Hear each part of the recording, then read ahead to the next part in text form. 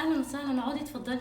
معلش ان انا جيت لك من غير ميعاد، انا عارفه انت لسه عروسه جديده ومش فاهمه نظامنا. اما تقعدي معانا شويه بس هتفهمي ان احنا على طول طالعين نازلين على بعض من غير ما نسال ولا نستاذن.